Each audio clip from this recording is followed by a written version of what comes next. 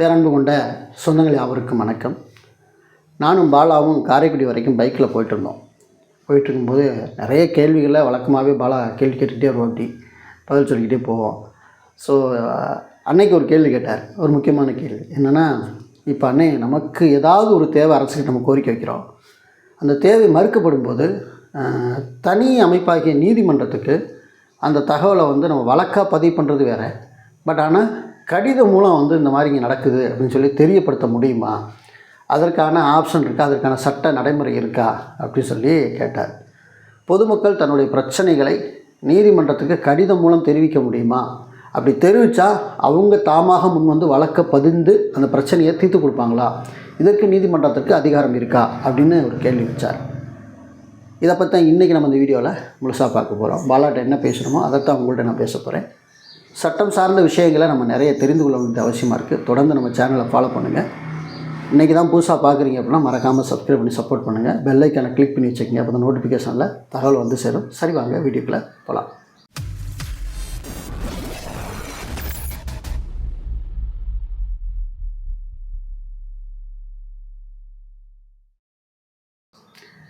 பொதுவாகவே நீதிமன்றம் என்பது ஒரு தனி அமைப்பு, நமக்கு தெரியும்.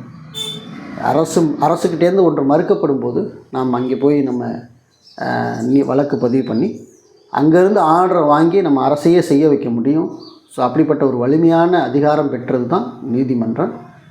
நமக்கும் நம்முடைய எதிராளிக்கும் இருக்கக்கூடிய பிரச்சனைகளை சரி செய்வது அரசு சில விஷயங்களை தலையிட முடியாது. அப்போ அப்படிப்பட்ட விஷயங்கள்லாம் நீதிமன்றம் தான் தலையிடணும்.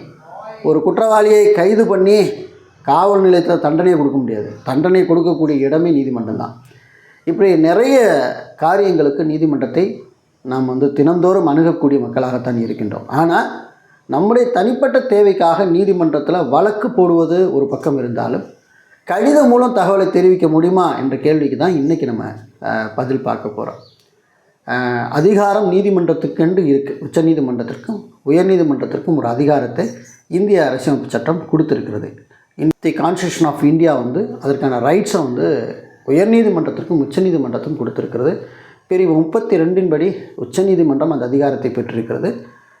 பிரிவு 226 படி உயர்நீதிமன்றம் இந்த அதிகாரத்தை பெற்றிருக்கிறது. என்ன அதிகாரம் அப்படின்னா, இதை ஜுவோ மோட்டோ அப்படின்னு சொல்லுவாங்க. அதாவது SUOMOTO, ஜுவோ மோட்டோ அப்படின்னு சொல்லுவாங்க. இந்த வார்த்தை ஒரு லத்தீன் சொல்லை குறிக்குது. இதுக்கான அர்த்தம் என்னென்னா, தாமாகவே முன் ஒரு பிரச்சனையை தீர்த்து கொடுக்கலாம் அப்படிங்கிறதாக சொல்லப்படுகிறது. அந்த வழக்கு தான் இன்ன வரைக்கும் அப்படியே பயன்படுத்தப்படுது.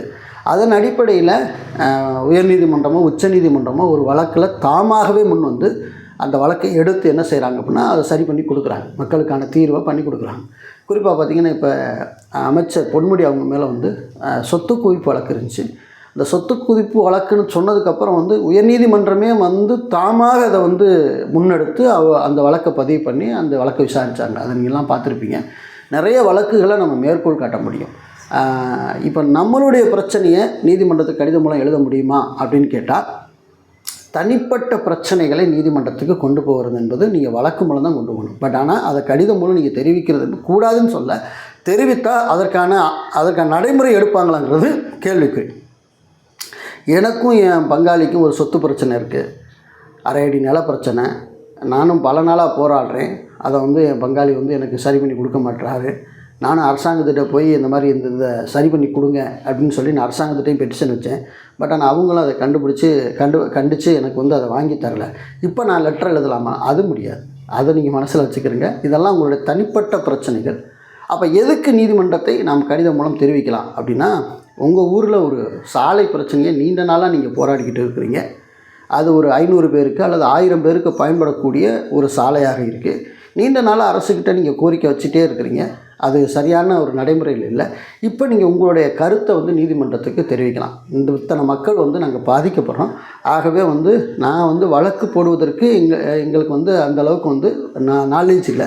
ஆகவே இதை நீங்கள் பொதுநல வழக்காக எடுத்து நீங்கள் எங்களுக்கு விசாரணை பண்ணி நீங்கள் இந்த பிரச்சனையை தீர்வு பண்ணி கொடுக்கணும்னு கேட்கலாம். அதில் எந்த மாற்றுக்கத்தை, அது நம்மளுடைய ஒரு ப்ரேயர், நம்ம வைக்கக்கூடிய ஒரு வேண்டுதல். அதை ஏற்பதும் ஏற்காததும் நீதிமன்றங்களுடைய அதிகாரத்துக்கு உட்பட்டது. இப்போ அது எல்லாத்தையுமே ஏற்றுக்கொள்வாங்கலாம் சொல்ல முடியாது. ஃபார் ஒரு எக்ஸாம்பிளுக்கு நான் ஒரு வழக்கு நீதிமன்றம் எடுத்து விசாரித்ததை நான் உங்களுக்கு சொல்கிறேன். அரியலூர் மாவட்டம்னு நினைக்கிறேன். அந்த மாவட்டத்தில் ஒருத்தர் வந்து சாலை விபத்தில் அடிபட்டுறாரு. அது கொலையா இல்லை விபத்தா அப்படிங்கிறதே ஒரு கன்ஃபியூஷனாக இருக்குது. அப்படிப்பட்ட ஒரு சூழ்நிலையில் ஒரு இளைஞர் என்ன பண்ணுறாரு அப்படின்னா, அந்த நபர் வந்து எந்த மாதிரி விஷயத்தில் மரணம் அடைந்தாருங்கிறதே ஒரு கன்ஃபியூஷனாக இருக்குது. ஆகவே அவருடைய குடும்பத்தார்களுக்கு அது வந்து ரொம்ப ஒரு பின்னடைவாக இருக்குது. ஆகவே நீதிமன்றம் வந்து இதை தாமாக இந்த வழக்காக எடுத்து இதை விசாரித்து ஒரு தீர்வை பண்ணி கொடுக்கணும், இந்த மனிதனுக்கான நியாயத்தை நீங்கள் செஞ்சு கொடுக்கணும்னு எழுதுகிறார் ஒரு இளைஞர். அந்த கடிதத்தை நீதிபதி என்ன பண்ணுறாருன்னு அக்செப்ட் பண்ணி அதை வந்து விசாரித்து உயர்நீதிமன்றம் அந்த வழக்கை தாமாக எடுத்து அதை விசாரித்து அதில் வந்து தீர்ப்பு வழங்கினதாக வந்து நான் ஒரு செய்தியில் படித்தேன். அதை ஏற்கனவே வந்து நம்ம வீடியோவிலே ஒரு காணொலியாக நம்மளோட சேனல்லே ஒரு காணொலியாக போட்டிருக்கேன். இந்த மாதிரி தாமாக முன் வந்து நீதிமன்றம் வழக்கு எடுத்து பதிஞ்சு கொடுத்துருக்குறாங்க, சாட்டிஸ்ஃபை பண்ணி கொடுத்துருக்குறாங்க அப்படின்னு. இதுபோல் இது அதிகாரம் பெற்ற அமைப்பு தான். அதாவது தாமாக முன் வந்து ஒரு வழக்கை எடுத்து நடத்துவதற்கு உச்சநீதிமன்றம் உயர்நீதிமன்றத்திற்கு முழு அதிகாரமும் உண்டு. அவங்களுடைய கவனத்திற்கு நம்ம கொண்டு போகிறதுக்கும் நமக்கு வந்து ரைட்ஸ் இருக்குது. நம்ம அதை தெரிவிக்கலாம். ஏன்னா நம்மளுக்காகத்தான் நீதிமன்றம் இயங்குதுங்கிற போது நம்ம பொதுநலம் சார்ந்த விஷயத்தை நீதிமன்றத்துக்கு நம்ம கடிதம் மூலம் எழுதி இந்த மாதிரி பிரச்சனை இருக்குது, அதை வந்து நீதிமன்றம் தலையிட்டு எங்களுக்கு சரி பண்ணி கொடுங்க அப்படின்னு சொல்லி தாமா என்ன செய்யலாம்னா நம்ம கடிதம் வைக்கக்கூடாதுன்னு இல்லை. அதில் ஒரு விஷயத்தை புரிஞ்சுங்க. நீங்கள் எழுத வேண்டிய தகவல் என்பது உங்களுக்கான சொந்த பிரச்சனையாக இருக்கக்கூடாது. இது நீங்கள் நேரடியாக வழக்கு பதிவு பண்ணி தான் நீங்கள் நீதிமன்றத்தில் போய் தீர்த்துக்கிறணும், அது தனி. பட் ஒரு பொதுநலம் சார்ந்த விஷயமாக இருந்தால் தாராளமாக நீதிமன்றத்துக்கு கவனத்திற்கு நீங்கள் கொண்டு செல்லலாம். ஒரு நீதிபதி அதை வாங்கி படிக்கிறார் அப்படின்னா அந்த நீதிபதி தலைமை நீதிபதிக்கு அதை தெரிவிப்பார். அந்த பிரச்சனை நடந்த ஒரு 14 நாட்களுக்குள்ளே அந்த ஜுவோமோட்டோ அப்படிங்கிற அந்த ஆப்ஷன் கீழே வந்து அவங்க தாமாக முன் வந்து வழக்கை எடுத்து அவங்க என்ன பண்ணுவாங்க, விசாரித்து அதை சாட்டிஸ்ஃபை பண்ணி கொடுப்பாங்க. இது 2 நீதிமன்றங்களுக்குமே பொருந்தும் அப்படிங்கிறதுல எந்த மாற்று கருத்தும் கிடையாதுங்கிற ஒரு தகவலை நான் தெரிவிச்சுக்கிறேன். ஓகேங்க. இப்போ அன்றாட தேவைகள்லாம் இப்போ நான் சின்ன பிரச்சனைகள் நாங்கள் சாட்டிஸ்ஃபை பண்ணிக்க முடியல, அதுக்கு ஏதாவது நீதிமன்றத்தில் ஆப்ஷன் இருக்கான்னு கேட்டிங்கன்னா தாராளமாக இருக்குது. இலவச சட்ட உதவி மையம் அப்படின்னு ஒன்று நீதிமன்றத்திலே ஒரு தனி பிரிவு இருக்குது. நான் ரீசெண்டாக வந்து எங்களுடைய திருவாடனை நீதிமன்றத்துக்கு நம்ம கிழமை நீதிமன்றத்துக்கு போயிட்டு இருக்கும்போது அங்கே இலவச சட்ட உதவி மையத்தை போய் பார்க்கணும் அப்படின்னு நினச்சி நான் போனோம். எப்போன்னா நம்ம இந்த RTI மாநாடு நடத்தும்போது அதை இன்விட் வந்து நம்ம எல்லா வழக்கறிஞர்களும் கொடுக்க போகலாம் அப்படின்னு சொல்லி நாங்கள் உள்ளே போனோம். அப்படி போகும்போது வந்து அந்த இலவச சட்ட உதவி மையத்தில் இருந்தவரை பார்த்தோன்னே எனக்கு அதிர்ச்சி ஆச்சு. அவர் உள்ளே போனோன்னு வாங்க அண்ணே அப்படின்னாரு.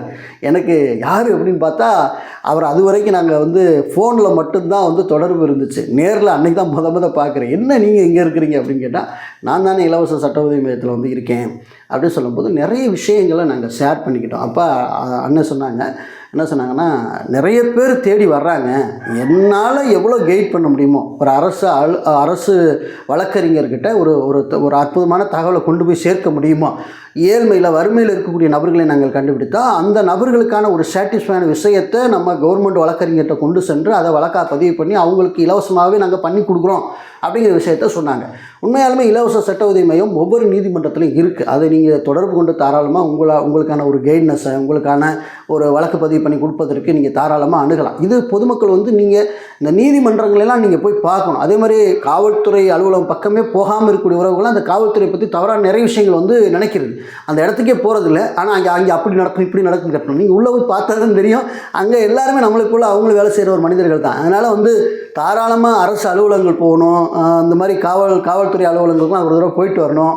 அதே மாதிரி நீதிமன்றங்களுக்கும் போகணும். போய் அங்கே என்ன நடக்குது அப்படிங்கிறத ஒரு தடவை நீங்கள் பார்த்துட்டு வந்ததுக்கப்புறம் தான் உங்களுக்கு நிறைய விஷயங்கள் பிடிபடாகவே உறவுகளாகி நீங்கள் எந்த விஷயத்தை நீங்கள் எப்படி பயன்படுத்திங்க அப்படிங்கிறத நான் சொல்லிக்க விரும்புகிறேன்.